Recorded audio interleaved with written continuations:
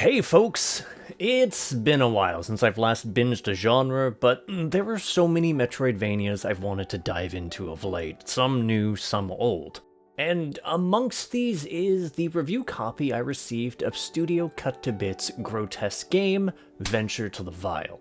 I actually have a bit of history with this one, since I first got a glimpse of it back when I was judging an indie game competition. You may have seen some of those videos on this chapter, which made immersing myself in its fully realized world an interesting opportunity.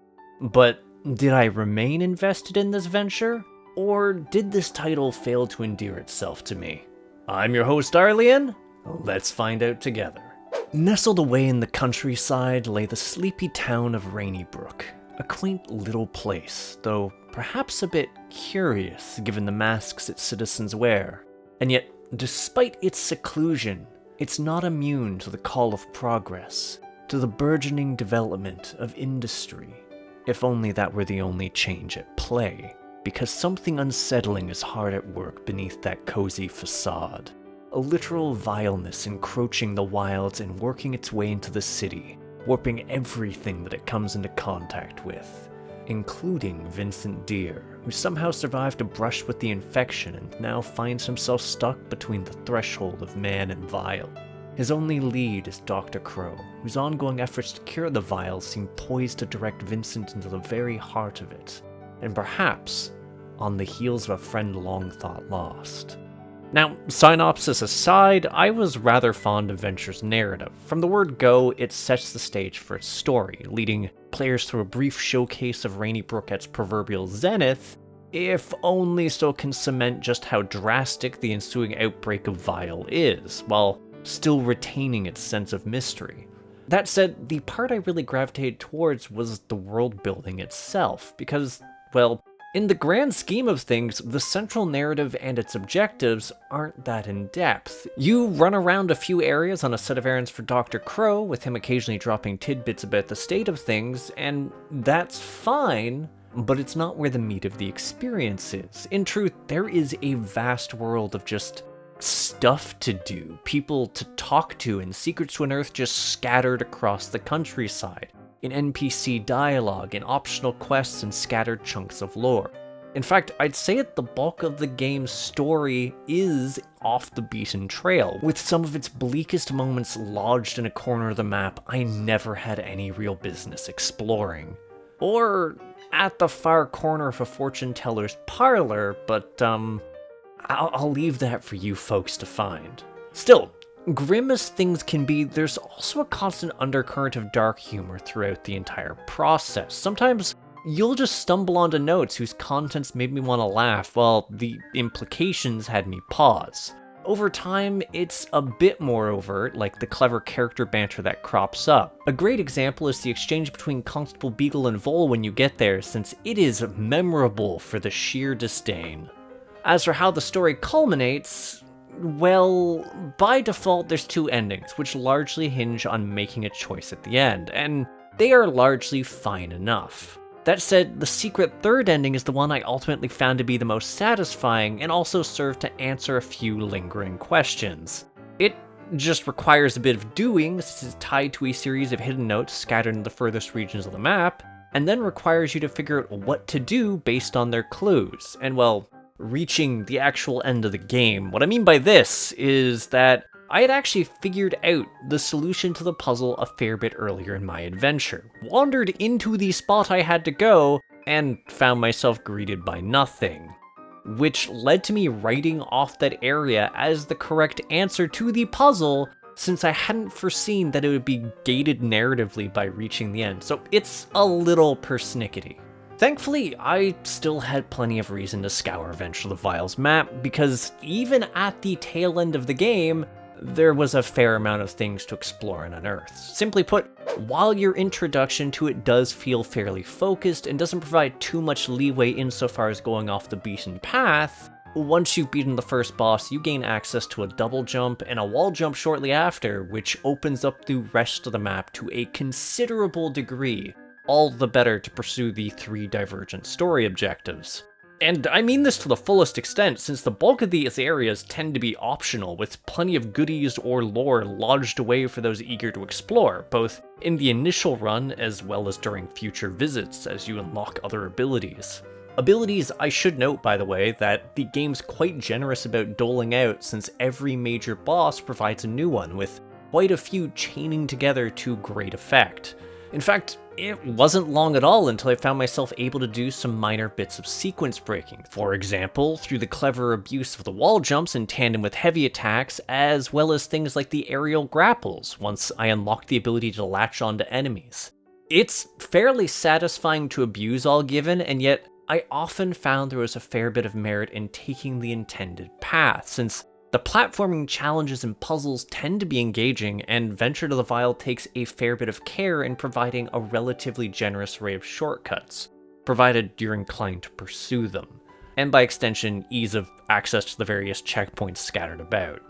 And I'm not kidding, by the way, when I say that there's still things to do at the tail end of the journey, since some of the segments are fairly demanding insofar as the combinations of abilities needed to access them, such as the entirety of the windmill region. That's right, there is an entire optional segment of the game if you decide to backtrack and snoop around. It's delightful, and it's far from the only one either, since there's also the sewers, a subterranean hub network which serves as Venture to the Vile's fast travel equivalent. See, provided you find a region's entryway to the underground, you've essentially opened a permanent connection to the hub, which lets you smoothly skip between unlocked areas while bypassing enemies and obstacles alike, which is convenient in and of itself, but that's not even the full of it, since it's actually a proper region of its own with a fair amount of things for you to do if you take the time to delve a bit deeper into its guts.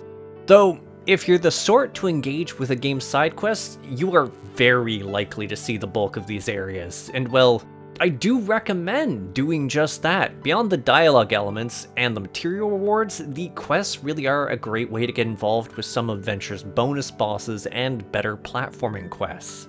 It is not a perfect system, and I say this for two particular reasons. One of these is time. Now, I don't quite mean this in the sense that it has to take a lot of it, but rather the fact that there's a day and night system in Venture, and there are a few quests which are contextual to it. Engaging with these can be a bit of a hassle initially until you get access to the stopwatch at checkpoints, which at least lets you flick around the time freely. Except that it's not just time you have to navigate, as a few of them also ask for weather, and holy shit, trying to get it to rain is a nightmare. Like, I already started to lose my mind with a few of them due to the clues being slightly esoteric, fuck you music puzzle, or the locations being a little bit broader in their application than the game might leave you to believe with its hints, but when you add waiting for it to rain to the mix, my blood boiled. My only solace during these times was wanton massacre of enemies, which, right, combat. It's about time I address this, because, initially the game's pretty hard. You start out surprisingly fragile and have a very limited amount of healing options in the form of, totally not Estus Flasks, and the replenishments provided by checkpoints. Well, and a parry. Yeah, it's Souls-inspired, though it definitely leans towards the simpler end of the spectrum, given your initial kit is fairly rudimentary, and the parries are altogether forgiving to time. It does take a few abilities before your combat capabilities start to get a bit more dynamic, or until you get the option just to absolutely stomp the life out of everything that stands in your way. Everything. In any case, I still have to emphasize the term inspired. And largely it's just due to how it addresses death. See, unlike other Souls-inspired Metroidvanias, which often punish player by having them have to run back to their corpse to reclaim things, or a traditional Metroidvania that simply rolls you back to the last save or checkpoint, you get to keep everything you've discovered during your last jaunt in the form of items discovered, experience earned, and any checkpoints you've opened. It is extremely forgiving, even if you are a little bit fragile. Which isn't necessary per se, given how ridiculously strong Vincent can get if he unlocks the bulk of his kit. It's actually a bit embarrassing how sloppy and reckless I got at the tail end of my playthrough. Then again, it did take a little bit of work. Let's take the skill tree for instance. Venture to the Vial's take on this system is actually fairly interesting since each branch is essentially derived from a base mutation that Vincent develops, which is to say the abilities he earns from bosses. Once he gains a mutation, he's able to begin upgrading it, as well as some associated perks. That said, the odds that you'll be able to access everything a limb has to initially offer is far from likely since it's not just experience you need. You also need monster parts, and these can get fairly specific. While some of these can be found from vial blooms, the optional material caches that just sort of hidden around the stages, the bulk will likely need to be harvested from enemies, which can be a bit of an arduous trial because quite a few parts require very specific creatures to kill, which then lead you to venture to every corner of the map to get them, and at different times of day. And even with the varied roster of creatures to croak and the fun I had with figuring out their moveset and tells, the sheer cruelty of RNGesus insofar as drops definitely made the grind a lot more painful than it had to be, especially since those abilities in those trees are gated in order, potentially bottlenecking you fairly early on while you wait for an enemy to cough up a rare or uncommon material that you direly need. So, believe me when I say I far prefer the process for improving the number and potency of Vincent's healing flasks, since rather than farming enemies, they largely hinge on finding herbs hidden in each region.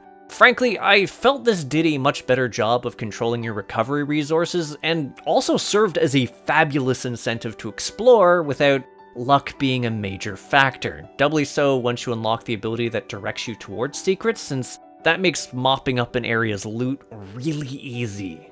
Though, the easiest boost is definitely Vincent's health, since it relies on pure Vial. Even with a few later upgrades using it, the amount you gain through exploration quests, a secret shop, and boss fights means you're gonna be pretty well stocked for using it, both for upgrading potions, Vincent's health, and even the skill tree.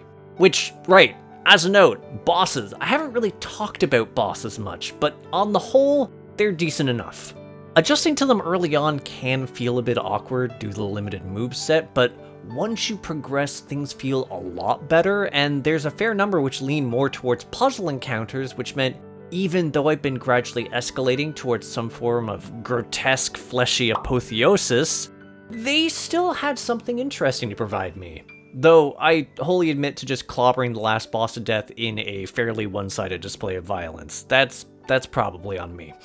Though, I guess if I actually felt bad and was concerned with difficulty, I could have just slipped into the Prisoner's Garb, which is one of the optional bits of fashion you can unlock in town, and has the neat side effect of cranking the game's difficulty in case things weren't trying enough. Alternatively, there's also a whole slew of other outfits you can unlock for various passive effects, most of which are fairly vague, but all of which are fairly impactful. And which I largely wore because they just looked pretty swanky, or silly in the case of the guardsman outfit. And, well, a small dose of silliness was sort of nice given that the game does lean pretty heavily into the gross and gooey. There's some genuinely neat enemy designs to peer at, a number of which were far ghastlier than I initially gave them credit for once I got a chance to peer at them closer at the museum. And while I'm at the subject of ogling, I really have to give Venture credit when it comes to its stage design, because not only are the areas quite nice looking and well varied, the stylistic decision to layer them as it does to essentially make each one a large set piece that you can flick between the layers of is quite interesting.